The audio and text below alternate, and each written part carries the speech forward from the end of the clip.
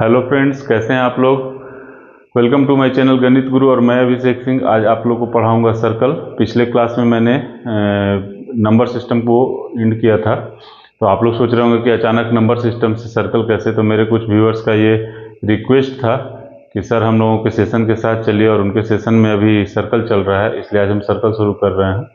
Circle के साथ हम सेशन को जब कंप्लीट कर लेंगे तो फिर से हम नंबर सिस्टम से उठाएंगे और उसको बाद ला करके उसको सर्कल में मिला देंगे, मतलब पूरा सिलेबस हम लोग कवर करेंगे। तो फिलहाल आज हम लोग शुरू करते हैं सर्कल। सर्कल क्या है? सर्कल हम लोग डेली लाइफ में हर जगह देखते हैं। घर में जो गोल घड़ी लगी हुई है उसमें भी सर्कल है, चूड़ी में भी सर्कल है, गाड़ी के पहिए में भी सर्कल है। सर्कल आप भी समझते हैं, सर्कल हम भी समझते हैं। और लेकिन सर्कल को डिफाइन करना थोड़ा मुश्किल हो जाता है कि सर्कल को हम लोग डिफाइन कैसे करें। तो उसके लिए सबसे पहले हम लोग एक कंस्ट्रक्शन करते हैं। क्या, एक पॉइंट ले लेते हैं, इस पॉइंट से इक्वल डिस्टेंस पर दूसरा पॉइंट लेते हैं, फिर उतना ही इक्वल डिस्टेंस पे, इतना ही डिस्टेंस पे, उतना ही इक्वल डिस्टेंस पर एक और पॉइंट ले लेते हैं, उतना ही डिस्टेंस पर एक और पॉइंट ले लेते हैं, उतना ही डिस्टेंस पर एक और पॉइंट ले लेते हैं। ऐसे ही करके हम लोग पॉइंट बढ़ाते चले जाएंगे, और जब पॉइंट एक दूसरे के नज़दीक आता चला जाएगा तो ये कुछ इस शेप में नज़र आएगा, ठीक ना। तो ये जो हम लोग का पिक्चर बन के तैयार हुआ, एक सेंटर लिए, एक पॉइंट लिए, इस पॉइंट से इक्वल डिस्टेंस पर बहुत सारे हम लोग पॉइंट्स को ड्रॉ किए, और उन सारे पॉइंट्स को जब मिलाए तो जो पिक्चर बन के तैयार हुआ इसी को कहते हैं सर्कल। तो सर्कल को अगर हम डिफाइन करना चाहें तो किसी एक प्लेन में किसी फिक्स्ड पॉइंट से वैसे पॉइंट्स के कलेक्शन को सर्कल कहेंगे जो कि हर पॉइंट उस फिक्स्ड पॉइंट से इक्विडिस्टेंट हो। ऐसे हम लोग इसको सर्कल को डिफाइन कर सकते हैं। तो ये जो फिक्स्ड पॉइंट होता है इसको हम लोग कहते हैं सेंटर, जिसको हम लोग ओ से जनरली डिनोट करते हैं। और फिक्स्ड पॉइंट से ये जो डिस्टेंस, इक्विडिस्टेंस हम लोग जो अलग अलग पॉइंट दिए हैं, ये जो डिस्टेंस होता है, इस डिस्टेंस को हम लोग कहते हैं, या इस लेंथ को कहते हैं रेडियस। इसको हम लोग क्या कहते हैं? रेडियस। और सर्कल के इस लाइन के पूरे लेंथ को, जिससे हम लोग सर्कल ड्रॉ किए, इसके पूरे ड्रॉ को, अगर इस सर्कल को हम यहाँ से कहीं से बीच से कट कर दें और कट करके इसको इस तरह से खोल दें, तो ये जो पूरा लेंथ आएगा इसका, इसी लेंथ को हम लोग कहते हैं सरकमफरेंस। सरकमफरेंस, ठीक ना। ये हो गया सरकमफरेंस। तो अभी तक हम लोग तीन चीज सीख लिए। सर्कल किसको कहते हैं, सेंटर क्या होता है, और रेडियस क्या होता है, और सरकमफरेंस क्या होता है। इतना चीज हम लोगों ने समझ लिया। अब इसके आगे आते हैं, एक वर्ड आता है कोड, ठीक ना। इसके आगे एक वर्ड आता है कोड। लेकिन कोड से पहले सर्कल के बारे में थोड़ा सा और जान लेते हैं कि अगर हम लोग कोई सर्कल ड्रॉ करते हैं तो ये सर्कल, मान लीजिए कि बोर्ड एक प्लेन है, ठीक ना। इस बोर्ड को हम एक प्लेन मान लेते हैं। तो इस प्लेन को ये सर्कल कितने पार्ट में डिवाइड किया, तो हम लोग कहेंगे तीन पार्ट में डिवाइड किया। वो तीन सा पार्ट कौन है? पहला इंटीरियर, दूसरा एक्सटीरियर, और तीसरा सर्कल इटसेल्फ। इंटीरियर पार्ट कौन होगा? जो सर्कल के अंदर का पार्ट होगा, ये क्या होगा? Interior part. Interior part. जो सर्कल के बाहर का एरिया होगा, ये होगा एक्सटीरियर पार्ट। Exterior part. और जो ये सर्कल है, ये सर्कल इटसेल्फ।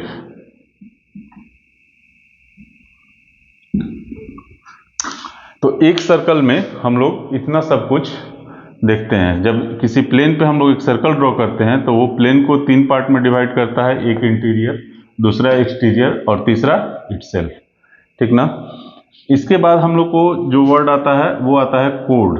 इसमें बहुत सारा वर्डिंग है। कोड है, सेगमेंट है, सेक्टर है, डायमीटर है, अभी सब कुछ समझेंगे हम लोग। तो कोड क्या होता है? यदि कोई लाइन, स्ट्रेट लाइन, किसी सर्कल को किसी दो पॉइंट पर कट करे, मान लीजिए वो पॉइंट एक ये ए हो गया और एक ये बी हो गया, तो ए बी जो होगा वो इस सर्कल का एक कोड होगा, ठीक है। ऐसे हम लोग कई सारे कोड किसी सर्कल में निकाल सकते हैं, जितना कोड चाहे उतना कोड निकाल सकते हैं, लेकिन वो 2 पॉइंट पे ही सर्कल को कट करना चाहिए। वैसे भी कोई स्ट्रेट लाइन अगर किसी सर्कल को कट करेगा तो वो 2 पॉइंट पे करेगा या फिर 1 पॉइंट पर टच करता हुआ निकल जाएगा। तो जो 1 पॉइंट पर टच करके निकल जाता है उसको हम लोग टेंजेंट कहते हैं, जो कि हायर क्लास में जाकर के हम लोगों को पढ़ना है। फिलहाल हम लोग कोड पढ़ रहे हैं, तो कोड किसी सर्कल को किसी भी 2 पॉइंट पर कट करता है और इन दोनों पॉइंट के बीच का जो डिस्टेंस होता है वही उस कोड का लेंथ होता है। तो जैसे ए बी जो होगा, ए बी इस सर्कल का एक कोड होगा और ए बी का जो लेंथ होगा वही उस कोड का लेंथ होगा। तो एक लेंथ का हम लोग कई सारे कोड एक सर्कल में खींच सकते हैं, लेकिन हर कोड इसमें, यहाँ भी हम खींचेंगे वो भी कोड कहलाएगा, यहाँ जो खींचेंगे वो भी कोड कहलाएगा, लेकिन ये कोई ज़रूरी नहीं है कि हर कोड का लेंथ बराबर हो।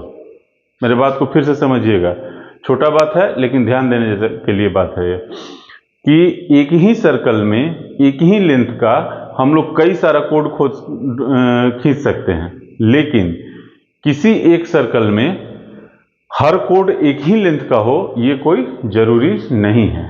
समझ में आ गई बात?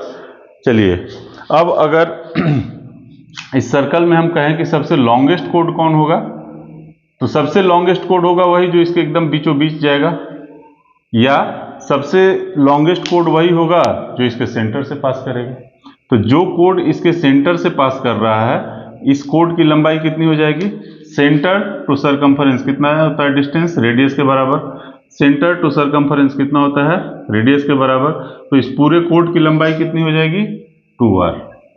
और इसी कोड को, वो कोड जो सेंटर से पास करता है, उसको हम लोग कहते हैं डायमीटर। इस डायमीटर की लंबाई कितनी होती है? Twice of radius. Twice of radius जो होता है वही उस डायमीटर की लंबाई होती है। तो हम लोग क्या क्या पढ़े? सर्कल पढ़े, सेंटर पढ़े, रेडियस पढ़े, कोड पढ़े और उसके बाद डायमीटर पढ़े। अब नेक्स्ट जो आता है वो आता है सेगमेंट। सेगमेंट किसको कहते हैं? तो सेगमेंट बहुत आसान है समझना। अगर कोई सर्कल है, ठीक है, सर्कल को अगर कोई कोड कट करता है, मान लीजिए कि ए बी कोई कोड है जो इस सर्कल को ए और बी पॉइंट पर कट कर रहा है, ठीक है, तो एक पार्ट को हम शेडेड कर देते हैं और एक पार्ट अनशेडेड रखते हैं। तो जो ये शेडेड पार्ट है वो छोटा है और जो अनशेडेड पार्ट है वो बड़ा है। तो जो ये शेडेड पार्ट है या जो अनशेडेड पार्ट है, जो ये दोनों पार्ट में हम लोग बांटे इसको या डिवाइड किए, इन्हीं दोनों पार्ट को कहते हैं सेगमेंट। जो छोटा वाला पार्ट होता है इसको कहते हैं माइनर सेगमेंट, इसको कहते हैं माइनर सेगमेंट, और जो बड़ा वाला पार्ट है इसको कहते हैं मेजर सेगमेंट, इसको कहते हैं हम लोग मेजर सेगमेंट। तो सेगमेंट दो तरह का हो गया, एक माइनर सेगमेंट, एक मेजर सेगमेंट। लेकिन यही अगर डिवाइडर डायमीटर हो तो डायमीटर इसको दो इक्वल सेगमेंट में बांटेगा, ठीक ना। डायमीटर इसको दो इक्वल से इसको हटा देते हैं हम लोग, एक फ्रेश पिक्चर बनाते हैं। अगर डायमीटर इसको बांटेगा, डायमीटर सेंटर से पास करता है, तो सेंटर की वजह से ये क्या करेगा, दो इक्वल पार्ट्स में बांटा, तो ये सेगमेंट और ये सेगमेंट दोनों इक्वल होगा। तो डायमीटर किसी सर्कल को दो इक्वल सेगमेंट में बांटता है, जबकि कोई अनदर कोड, डायमीटर के अलावा कोई दूसरा कोड हो तो वो कोड उसको दो पार्ट में बांटेगा, एक मेजर सेगमेंट और एक माइनर सेगमेंट। चलिए, इसके बाद एक वर्ड आता है हम लोगों का सेक्टर। सेक्टर क्या होता है उसको भी समझ लेते हैं। ये एक सर्कल है, ठीक है, ये इसका कहीं पे सेंटर है, सर्कल का एक सेंटर हो गया। सेंटर से कोई एक रेडियस खींच दिए और कोई दूसरा रेडियस खींच दिया, तो ये भी क्या किया, इस सर्कल को दो पार्ट में डिवाइड किया। एक पार्ट ये हो गया जो हम सेट कर रहे हैं, और दूसरा पार्ट ये जो अनशेडेड एरिया है वो हो गया। तो जो शेडेड एरिया है वो छोटा है, जो अनशेडेड एरिया है वो बड़ा है।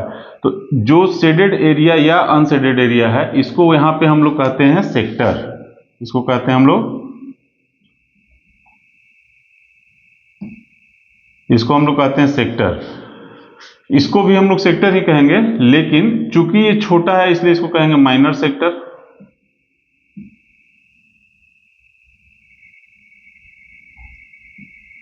इसको हम लोग क्या कहेंगे, माइनर सेक्टर, और इसको कहेंगे हम लोग मेजर सेक्टर। ठीक ना। जो अनशेडेड एरिया है वो क्या हो गया, मेजर सेक्टर, जो शेडेड एरिया है वो हो गया माइनर सेक्टर। तो सेक्टर क्या हो गया, किसी भी दो रेडियस और उसके सरकमफरेंस से बाउंडेड एरिया जो होगा उस एरिया को हम लोग सेक्टर कहेंगे, और किसी भी कोड और सरकमफरेंस से बाउंडेड एरिया को हम लोग सेगमेंट कहेंगे। ठीक है, क्लियर है, जरा सा भी कोई दिक्कत नहीं है। यहां तक था, ये एक इंट्रोडक्शन था सर्कल का। सर्कल में कौन कौन सा टर्मिनोलॉजी यूज होता है उस टर्मिनोलॉजी को हम लोग समझ रहे थे। सर्कल समझ लिए, सेंटर समझ लिए, रेडियस समझ लिए, डायमीटर समझ लिए, कोड समझ लिए, सेगमेंट समझ लिए, सेक्टर समझ लिए। ठीक है, अब हम लोगों का आगे जो आता है वो सिर्फ थ्योरम है। थ्योरम के बाद फिर आगे चल के हम लोग को न्यूमेरिकल भी कुछ मिलेगा, लेकिन फिलहाल हम लोग थ्योरम पढ़ते हैं। तो पहला जो थ्योरम है, equal codes of a circle subtend equal angle at the centre. मतलब कि कोई भी दो इक्वल कोड अगर किसी सर्कल का है तो वो सेंटर पर इक्वल एंगल को सबटेंड करेगा यानी बनाएगा। मतलब अगर हम लोग एक सर्कल बना ले यहां पे,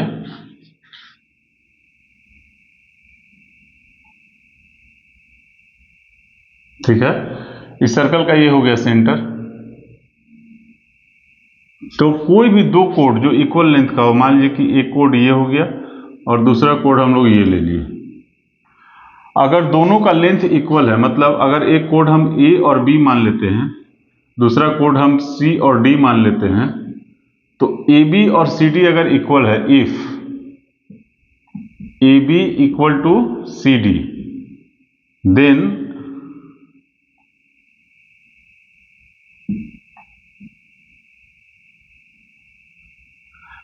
एंगल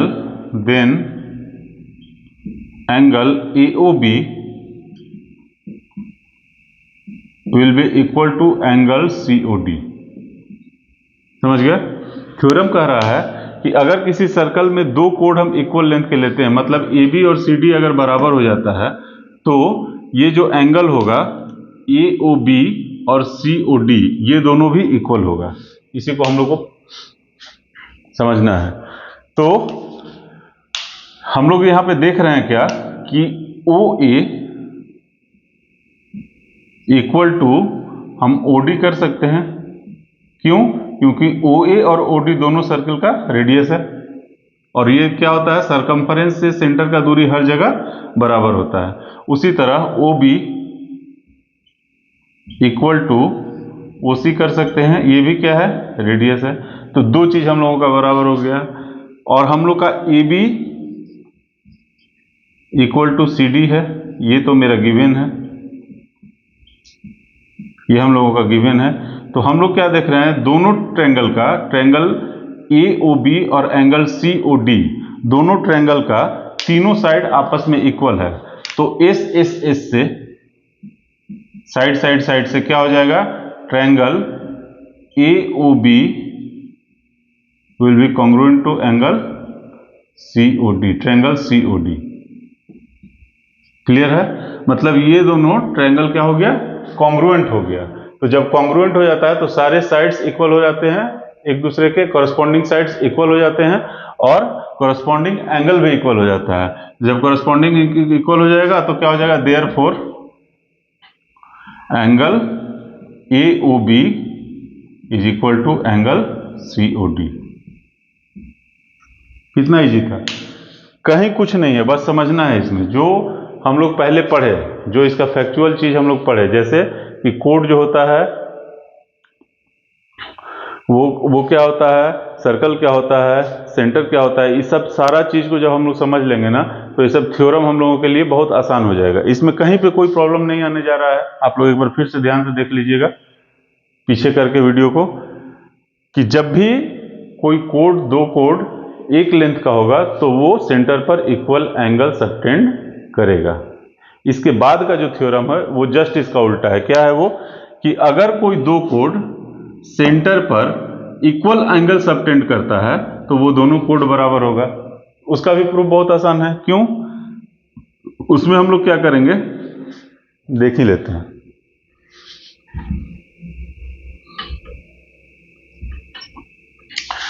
इसमें हम लोगों को क्या दिया हुआ था, A B is equal to C D. इस बार क्या दिया हुआ है, गिवन क्या है हम लोग का,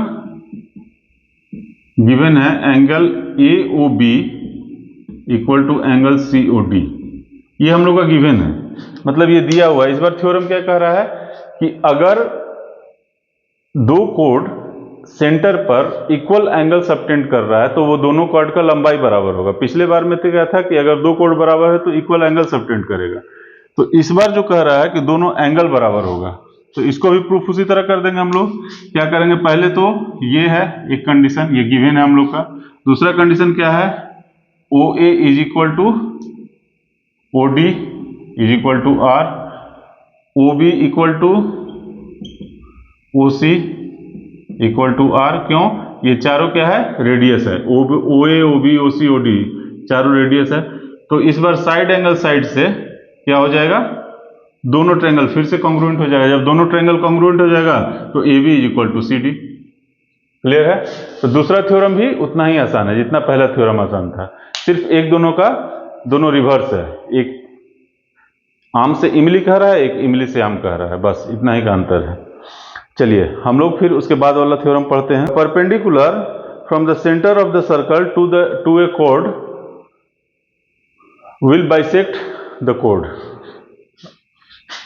इसका मतलब समझ गया कि अगर किसी कोड पे हम लोग सेंटर से, अगर किसी कोड पे हम लोग सेंटर से परपेंडिकुलर डालते हैं तो वो कोड को बाइसेक्ट करेगा। बस इतना ही समझना है हम लोग को, इसमें और कुछ नहीं करना है।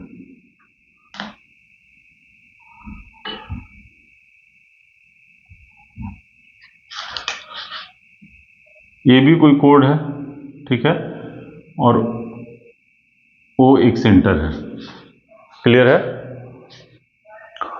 तो थ्योरम कह रहा है कि अगर सेंटर से किसी कोड पर हम लोग परपेंडिकुलर डालते हैं तो वो उस कोड को बाइसेक्ट करेगा। बस इतना ही सा बात है। तो हम लोग क्या करते हैं, एक सर्कल बना लिए, सर्कल में एक कोड भी बना लिए ए बी, ठीक है, ए बी एक कोड बना लिए। अब क्या कह रहा है थ्योरम कि हम लोग जब यहां से इस पे परपेंडिकुलर डालते हैं, मतलब यहां से एक हम लोग लाइन यहां पे बनाएंगे जो इस पर परपेंडिकुलर होगा, तो जहां पे ये लाइन आकर के गिरा उसको हम पॉइंट पी मान लेते हैं। ठीक है, उसको क्या मानते हैं हम लोग, पी मान लेते हैं। उसको हम लोग पी मान लिए। तो ओपी जो होगा वो एबी को क्या करेगा, बाइसेक्ट करेगा। मतलब ये दोनों साइड इक्वल होगा, मतलब एपी इक्वल टू पीबी होगा। यही हम लोगों को प्रूफ करना है। इसको भी बस उसी तरह करेंगे। इसमें हम लोग क्या कर सकते हैं, एक छोटा सा कंस्ट्रक्शन करेंगे और ये सॉल्व हो जाएगा। कैसे, ओ से ए को मिला देंगे हम लोग और ओ से बी को भी मिला देंगे। ठीक है, तो अब हम लोग का दो ट्रायंगल बन गया, एक ट्रायंगल ये बन गया और एक ट्रायंगल ये बन गया। एक ट्रायंगल बना ओ ए पी और दूसरा ट्रायंगल बना ओ बी पी। ठीक है, तो दोनों ट्रायंगल में हम लोग कुछ कुछ देखते हैं। O A is equal to O B होगा, देख लीजिए एक बार। O A is equal to O B, क्यों, क्योंकि दोनों रेडियस है। उसके बाद ओपी जो है, दोनों ओपी इक्वल टू ओपी, क्यों, क्योंकि ये दोनों में कॉमन है। ये क्या है, ये दोनों ट्रायंगल में कॉमन है। ओपी जो है दोनों ट्रायंगल में कॉमन है और ये दोनों तरफ 90 डिग्री है। Angle APO equal to angle BPO equal to 90 degree. ये क्या है, ये गिवन है। ये हम लोग को दिया हुआ है कि वो परपेंडिकुलर हम लोग डाले हैं। तो देख लीजिए, दो साइड इक्वल और एक एंगल इक्वल, तो ये साइड एंगल साइड से क्या हो जाएगा, ये दोनों ट्रायंगल कॉन्ग्रुएंट हो जाएगा। Therefore triangle O A P क्या हो जाएगा, कॉन्ग्रुएंट हो जाएगा किसका, ट्रायंगल ओ बी पी। जब दोनों ट्रायंगल कॉन्ग्रुएंट हो जाएगा, देयरफॉर क्या हो जाएगा, A P is equal to B P. मतलब एपी और बीपी दोनों बराबर हो जाएगा। तो एपी और बीपी दोनों बराबर हो गया, इसका मतलब क्या है कि वो दोनों, ये जो पी पॉइंट है वो एबी को बाइसेक्ट कर रहा है। यही ना हुआ, तो ये बहुत आसान है कि हम लोग इस चीज़ को याद रख लें कि सेंटर से जब किसी कोड पे हम लोग परपेंडिकुलर डालते हैं तो वो कोड को क्या करता है, बाइसेक्ट करता है। ठीक है, इसके बाद का जो थ्योरम है वो फिर इसका रिवर्स है कि अगर कोई लाइन जो सेंटर से गुजर रहा हो और कोड को बाइसेक्ट कर रहा हो तो वो परपेंडिकुलर होगा किस पे, कोड पे। अभी दिया हुआ था कि परपेंडिकुलर है, हम लोग को प्रूफ करना था कि बाइसेक्ट कर रहा है। इस बार दिया हुआ है कि वो बाइसेक्ट कर रहा है तो प्रूफ करना है कि परपेंडिकुलर होगा। तो इसमें फिर वही काम करेंगे हम लोग जो पिछले बार किए थे। क्या किए थे, इस बार हम लोग को प्रूफ करना है कि ये परपेंडिकुलर होगा, बाइसेक्ट पहले से दिया हुआ, मतलब AP इक्वल टू PB पहले ही दे दिया है, OA और OB दोनों इक्वल है ही, और OP क्या है, कॉमन है दोनों ट्रायंगल में, इसको बना ही लेते हैं।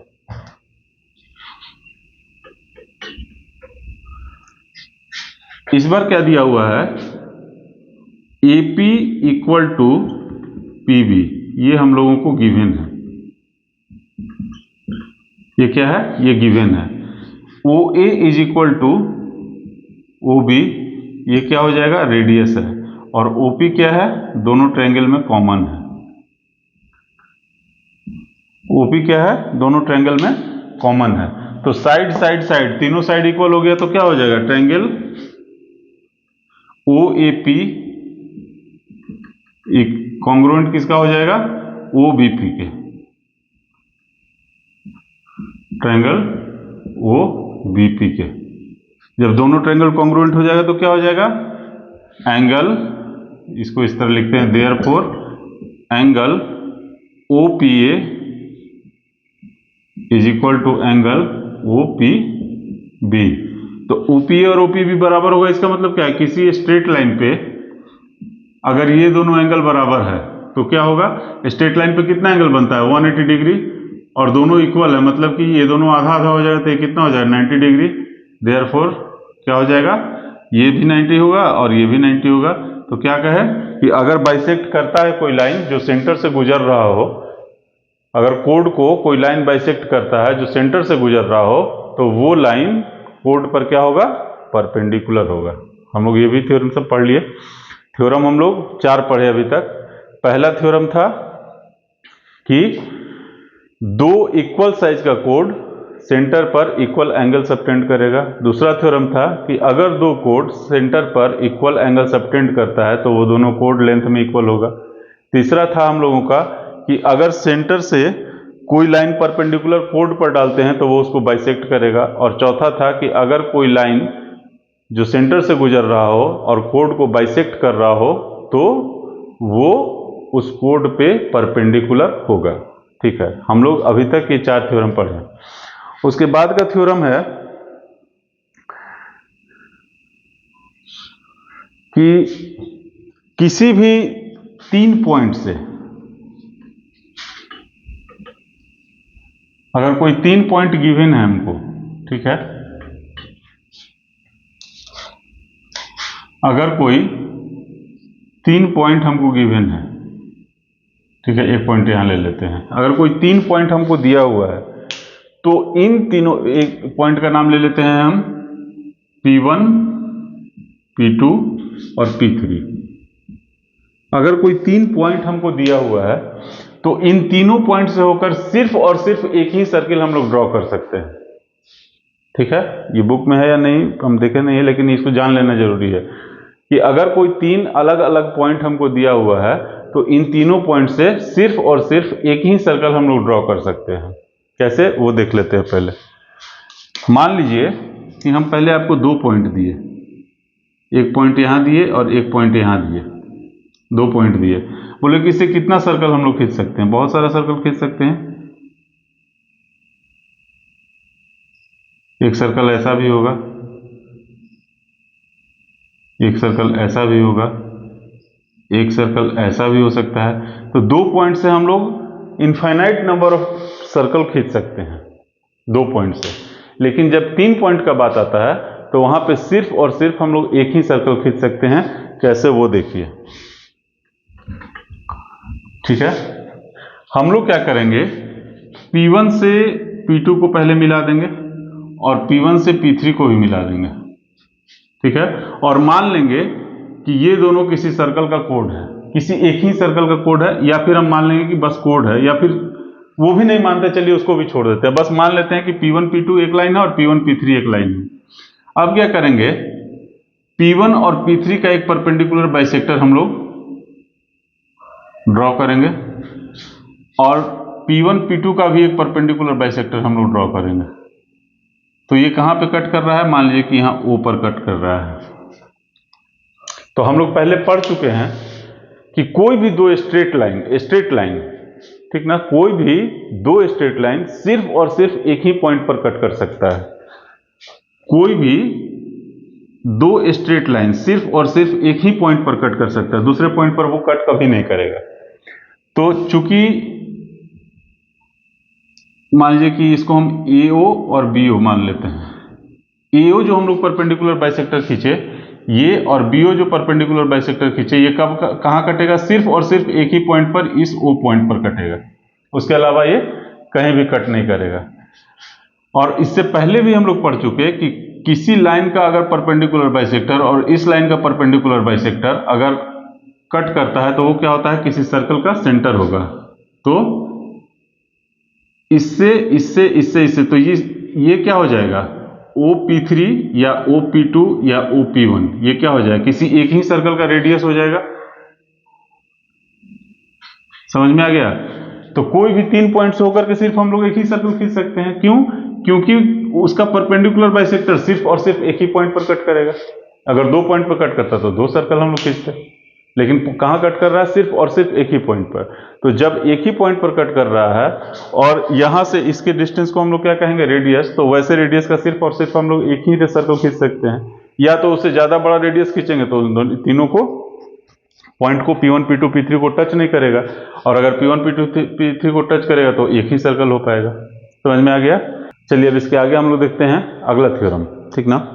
अगला थ्योरम देखने से पहले एक छोटा सा चीज है जो कि हम लोग को समझ लेना जरूरी है, वो ये है कि अगर कोई पॉइंट दिया हुआ है, ठीक है, और एक कुछ दूरी पर एक लाइन है, स्ट्रेट लाइन, ठीक है, तो इससे इस पर कई सारे ऐसे पॉइंट होंगे, P1 P2 P3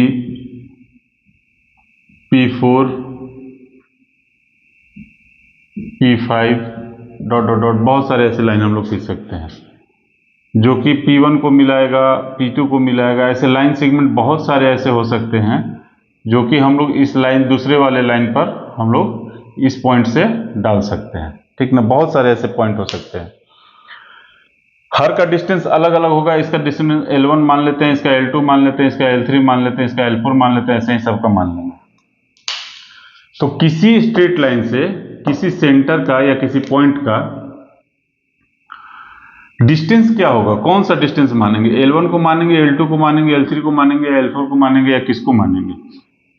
तो इसमें यह चीज होता है कि अगर कोई स्ट्रेट लाइन दिया हुआ है और एक पॉइंट दिया हुआ है, तो उस पॉइंट से उस स्ट्रेट लाइन का वही डिस्टेंस होगा जो उसके सबसे नजदीक होगा। जैसे सबसे छोटा लाइन जो होगा, इससे हम लोग क्या करेंगे, इस पर एक परपेंडिकुलर लाइन डालेंगे, ठीक ना। ये परपेंडिकुलर लाइन जो होगा वही इसका डिस्टेंस होता है इससे। तो अगर हम बोलें और इसको अगर हम L5 कहते हैं, तो इस स्ट्रेट लाइन से इस पॉइंट का डिस्टेंस L5 के बराबर होगा। क्यों, क्योंकि L5 वाला जो लाइन है वो स्ट्रेट लाइन पे परपेंडिकुलरली आकर के गिर रहा है। समझ में आ गया। तो किसी भी पॉइंट से किसी स्ट्रेट लाइन का डिस्टेंस जो होता है, उससे उन दोनों के बीच के शॉर्टेस्ट डिस्टेंस को कहते हैं। और वो डिस्टेंस कौन सा होता है, या वो लेंथ कौन सा होता है, उसके बीच का जो वो लाइन जो परपेंडिकुलरली आकर के स्ट्रेट लाइन पर आकर के गिरता है, ठीक ना। तो ये चीज हम लोग अभी सीख लेंगे, इसी का यूज हम लोग का अगले थ्योरम में है। तो अगला थ्योरम है हम लोग का क्या है कि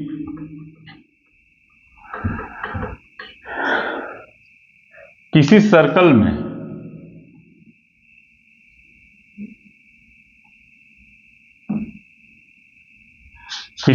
में अगर दो इक्वल कोड दिया हुआ है, मतलब एक कोड अगर हम लोग ये मान लेते हैं और दूसरा कोड हम लोग ये मान लेते हैं, कोई दो कोड दिया हुआ है, ये है, मान लीजिए कि ये है ए बी, ये कोड है ए बी, और ये कोड है, तो इसे ड्रॉ कर देते हैं, ये कोड है सी डी। अगर ए बी और सी डी बराबर है, मतलब ए बी इक्वल टू अगर सी डी है, ठीक ना, अगर दोनों कोड का लेंथ इक्वल है तो ये दोनों इक्वी डिस्टेंट होगा। मतलब कि अगर इस लाइन से हम इसके सेंटर से इस लाइन पर अगर परपेंडिकुलर डालेंगे और इसके सेंटर से इस पे परपेंडिकुलर डालेंगे तो ये दोनों इक्वल होगा। सेंटर को O मान लेते हैं और इसको P1 मान लेते हैं, इसको P2 मान लेते हैं, ठीक है। तो OP1 और OP2 इक्वल होगा, ठीक है। इस चीज को एकदम समझ लीजिए। ये जो थ्योरम क्या कह रहा है उसको फिर से बता देते हैं कि अगर कोई सर्कल में दो इक्वल लेंथ का कोड हम लोग खींचते हैं तो वो दोनों कोड सेंटर से इक्वी डिस्टेंट होगा, यही कह रहा है ये, इससे ज्यादा और कुछ नहीं कह रहा है। इसी को हम लोग को प्रूफ करना है। तो इससे पहले हम लोग जो थ्योरम पढ़े हैं ना, उसका यहाँ पे यूज करना है हम लोग को। बुक में कैसे दिया है हमको नहीं पता, अभी हम इसको दूसरे तरीके से प्रूफ कर रहे हैं, उसको आप ध्यान से देखिएगा। अभी हम लोग पहले थ्योरम क्या पढ़े, पहला थ्योरम हम लोग पढ़े कि सेंटर से अगर किसी कोड पे हम लोग परपेंडिकुलर डालते हैं तो वो क्या करता है, कोड को बाइसेक्ट करता है। मतलब dp2 और cp2, dp2 equal to cp2 होगा, एक बात। उसी तरह O से AB पर भी हम लोग परपेंडिकुलर डाले हैं तो AP1 मतलब AP1 इक्वल टू BP1 होगा, दूसरा पॉइंट। और तीसरा पॉइंट हम लोग को दिया हुआ है क्या, AB इक्वल टू CD, ये हम लोग को ऑलरेडी दिया हुआ है। AB और CD दोनों बराबर है तो उन दोनों का आधा भी बराबर होगा, समझिएगा बात को। AB और CD अगर इक्वल है तो उन दोनों का आधा भी इक्वल होगा। आधा क्या है, मान लेते हैं AP1 या फिर हम लोग मान लेते हैं BP1 और CP2, BP1 equal to CP2 होगा। मतलब ये और ये भी बराबर होगा। कैसे होगा, क्योंकि AB इक्वल टू CD दिया हुआ है और P1 P2 क्या कर रहा है, इसको बाइसेक्ट कर रहा है, तो इसका आधा और इसका आधा, दोनों का आधा क्या होगा, आपस में इक्वल होगा। अब क्या करते हैं, B से O को मिला देते हैं, मतलब सेंटर टू B और सेंटर टू D मिला देते हैं। ये दोनों क्या है, रेडियस है।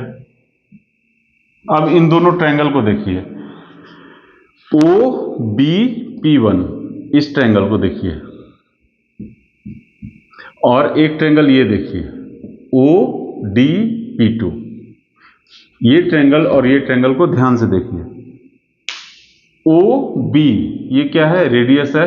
OD ये क्या है, रेडियस है। तो एक साइड दोनों ट्रायंगल का एक साइड बराबर हो गया। मतलब OB equal to OD, OB equal to OD equal to क्या हो जाएगा, R। क्लियर है। उसके बाद BP1 इक्वल टू DP2, क्यों, क्योंकि ये दोनों कोड इक्वल लेंथ का है तो उसका आधा आधा भी क्या होगा, इक्वल होगा। और तीसरा क्या है, ये 90 डिग्री है और ये भी 90 डिग्री है। मतलब angle OP1B equal to angle OP2D है ना। तो ये एंगल इक्वल हो गया, ये साइड इक्वल हो गया, ये साइड इक्वल हो गया, तो ये साइड हम लोग का क्या हो जाएगा, दोनों ट्रायंगल क्या हो जाएगा, कॉन्ग्रुएंट हो जाएगा। OP1B और OP2D ये दोनों ट्रायंगल कॉन्ग्रुएंट हो जाएगा। तो triangle OP1B equal to triangle OP2D equal to नहीं, कॉन्ग्रुएंट। ये दोनों ट्रायंगल क्या हो जाएगा, कॉन्ग्रुएंट हो जाएगा, समानांतर हो जाएगा। जब दोनों ट्रायंगल समानांतर हो गया तो क्या लिख सकते हैं हम लोग, OP1 इक्वल टू OP2 हो गया, दोनों कोड इक्विडिस्टेंट। थोड़ा सा समझने का है कि क्या करेंगे। हम लोग को दो कोड दिया हुआ है, दोनों कोड का जब लेंथ इक्वल है तो उन दोनों कोड के हाफ का लेंथ भी इक्वल होगा, तो this length equal to this length. उसके बाद OB और OD दोनों रेडियस है, तो दो साइड इक्वल हो गया और 90 डिग्री पर ये दोनों आकर के गिर रहा है, मतलब परपेंडिकुलरली आकर के गिर रहा है, तो ये एक एंगल इक्वल हो गया। तो जब दो साइड और एक एंगल इक्वल हो जाता है तो दोनों ट्रायंगल क्या हो जाता है, कॉन्ग्रुएंट। जब दोनों ट्रायंगल कॉन्ग्रुएंट हो गया तो OP1 और OP2 बराबर होगा। इसका मतलब कि ये कोड और ये कोड दोनों इक्विडिस्टेंट है। समझ में आ गया। इसके बाद का जो थ्योरम है वो क्या कहता है, अभी हम लोग क्या पढ़े कि अगर दो कोड इक्वल लेंथ का है तो वो इक्विडिस्टेंट होगा। और इसके बाद वाला क्या है, फिर पहले के जैसा रिवर्स कर दिया है। क्या किया है कि अगर दो कोड इक्विडिस्टेंट है सेंटर से, दो कोड सेंटर से अगर इक्विडिस्टेंट है तो वो दोनों का लेंथ बराबर होगा। तो इस बार हम लोग को क्या दिया है, इक्विडिस्टेंस है, मतलब कि पहले ही दे दिया है OP1 और OP2 इक्वल है। अभी हम लोग प्रूफ किए OP1 इक्वल टू OP2, लेकिन अगले थ्योरम में क्या है कि हम लोग को दिया हुआ है OP1 इक्वल टू OP2, ठीक है। OB और OD हम लोग का क्या है, कॉमन है। समझ में आ गया। और ये 90 डिग्री है, क्यों, क्योंकि जब इक्विडिस्टेंट है तो इक्विडिस्टेंट कब होता है, या किसी कोड का सेंटर से डिस्टेंस हम लोग कैसे लेते हैं, जब वो परपेंडिकुलरली अगर गिरता है तो ये एंगल हम लोग को 90 डिग्री मिला हुआ। तो पिछले बार ये साइड और ये एंगल था, इस बार हम लोग का ये साइड और ये एंगल है। तो साइड एंगल साइड से ये ट्रायंगल क्या हो जाएगा, फिर से कॉन्ग्रुएंट हो जाएगा। और जब फिर से कॉन्ग्रुएंट हो जाएगा तो ये वाला साइड और ये वाला साइड दोनों बराबर हो जाएगा। तो जब सेम तरीका से इसको हम लोग प्रूफ कर देंगे। तो इस थ्योरम में कहीं कोई जान नहीं है, आराम से इसको समझ लीजिएगा। तो समझने का सिर्फ यही चीज है कि अगर दो कोड इक्वल लेंथ का है तो वो सेंटर से इक्विडिस्टेंट होगा, और अगर दो कोड इक्विडिस्टेंट है तो वो इक्वल होगा लेंथ में। बस यही थ्योरम हम लोगों को समझना था। इसके बाद का जो होगा वो हम लोग नेक्स्ट क्लास में करेंगे। अच्छा, इसमें एक क्वेश्चन था एक एग्जाम्पल में कि दो ट्रायंगल मैक्सिमम कितने पॉइंट पर एक दूसरे को कट कर सकता है, और मिनिमम भी कर सकता है। मैं कितने तरीके से पेयर ऑफ सर्कल्स एक दूसरे को कट कर सकता है, कितने तरीके से। तो कट कर सकता है दो ही तरीके से। अगर ड्रॉ करना रहे कि दो सर्कल को किसी प्लेन पर हम लोग कितने तरीके से ड्रॉ कर सकते हैं, तो उसका तीन तरीका है, वो भी देख लेते हैं हम लोग। एक तरीका तो ये हो गया, एक सर्कल ऐसे खींचे और दूसरा सर्कल ऐसे खींचे। ये क्या हुआ, कहीं कट नहीं करेगा, नो कट, मतलब जीरो कट। इसमें क्या हो गया, जीरो कट हो गया। दो ट्रायंगल को, पेयर ऑफ ट्रायंगल्स को हम लोग कितने तरीके से कर सकते हैं, तो एक पेयर ऑफ ट्रायंगल्स हो गया जिसमें कि कोई कट नहीं होगा। दूसरा होगा एक ट्रायंगल ऐसे बनाए और दूसरा ट्रायंगल फिर ऐसे बनाए, मतलब दो ट्रायंगल बहुत ज्यादा होगा तो एक पॉइंट पर टच करेगा, मतलब वन कट। एक पेयर ऑफ ट्रायंगल में क्या हो जाएगा, कोई भी कट नहीं, दूसरे में वन कट। और तीसरा जो हम लोग बनाएंगे, ठीक है, ये होगा। इसमें क्या है कि दोनों दो पॉइंट पर कट करेगा, मतलब यहां पे टू कट है। कहने का मतलब कि अगर हम लोग दो सर्कल को एक पेयर के रूप में ड्रॉ करेंगे तो ज्यादा से ज्यादा यही तीन तरह का पिक्चर हम लोग ड्रॉ कर सकते हैं। या तो वो कट नहीं करेगा, या तो किसी एक पॉइंट पे एक दूसरे को टच करेगा, और या तो दो पॉइंट पे कट करेगा। अगर हम चाहेंगे कि दो सर्कल तीन पॉइंट पे कट कर ले तो ये पॉसिबल नहीं है। समझ में आ गया। चलिए, एक चीज और हम लोग को पढ़ना है, एक क्वेश्चन और था, थोड़ा इंटरेस्टिंग था, उसको भी देख लेते हैं कि दो सर्कल है, एक सर्कल ये हो गया, एक सर्कल ये हो गया, ये अंडा बन गया, इसको फिर से सर्कल बनाते हैं, एक सर्कल ये बन गया, ठीक है। इनके बीच का एक ये कॉमन कोड है। कॉमन कोड क्या होता है, ऐसा कोड जो दोनों सर्कल का कोड हो, ठीक है। हम लोग अगर इस पिक्चर को ऐसे ढक ले, इधर वाले सर्कल को ऐसे ढक ले, सिर्फ इस लाइन को और इस सर्कल को देखें तो ये लाइन इस सर्कल का कोड हो गया।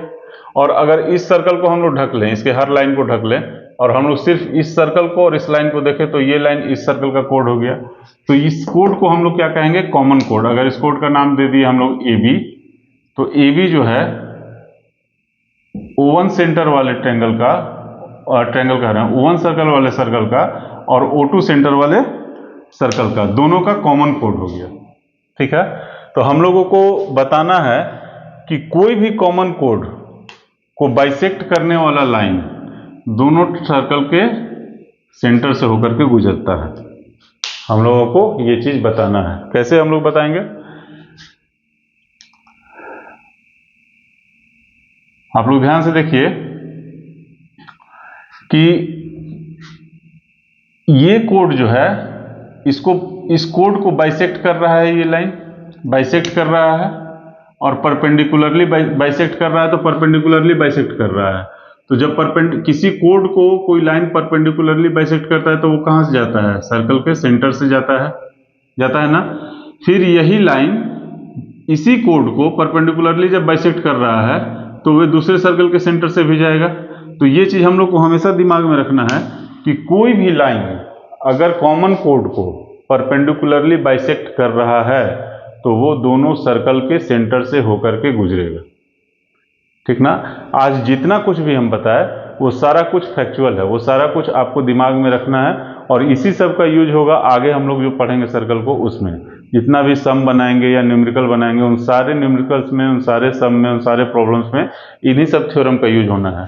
तो इसको घर में अच्छे से प्रैक्टिस कीजिएगा, अच्छे से पढ़िएगा, सारा थ्योरम को रिवाइज कीजिएगा, थ्योरम को एकदम दिमाग में सेट कर लीजिएगा, याद कर लीजिएगा, क्योंकि ये जितना कुछ था ये सारा कॉन्सेप्ट था और बिना कॉन्सेप्ट का मैथमेटिक्स जीरो हो जाता है।